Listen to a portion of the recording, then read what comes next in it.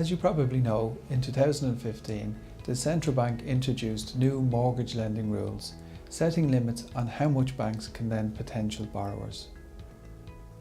The central bank has set two types of limits on the size of the loan a bank can lend, which has a direct impact on how much you can borrow. The loan-to-value ratio is the ratio between the property price and the mortgage required. The higher the ratio, the higher the risk is to the borrower and the lender.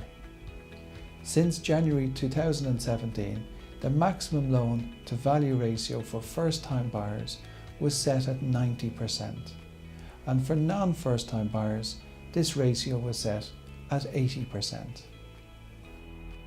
Let's take a typical example of a first-time buyer couple looking to purchase their first property valued at €400,000.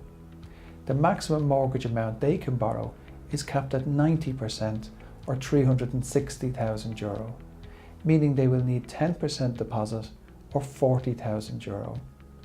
If this couple were non-first-time buyers, the maximum they could borrow would be 80% of the purchase price or €320,000, meaning they would need a deposit of 20% or €80,000. The loan-to-income limit means lenders will cap the amount you can borrow to a multiple of your household income. The central bank states that for the purchase of private homes, the borrowings are subject to a limit of 3.5 times gross annual income. So again, using the previous example of a first-time buyer couple with combined income of €100,000, under the central bank loan-to-income rules, they would be limited to borrowing 3.5 times their income, or €350,000. This loan-to-income cap is the same for non-first-time buyers. In certain cases, the central bank does allow lenders to exceed these limits. These cases are called exceptions. In respect of the loan-to-value, first-time buyers can typically still only borrow up to 90% of the purchase price, but for non-first-time buyers, lenders can exceed the 80% loan-to-value cap for up to 20% of their annual lending.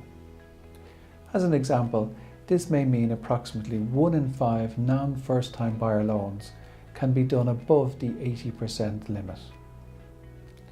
In respect of the 3.5 times loan-to-income rule, lenders are allowed to exceed this for 20% of their first-time buyer lending, but only 10% of their non-first-time buyer lending. If you require an exception, it's important to note that you may qualify with your lender for a loan-to-value exception or a loan-to-income exception, but not both.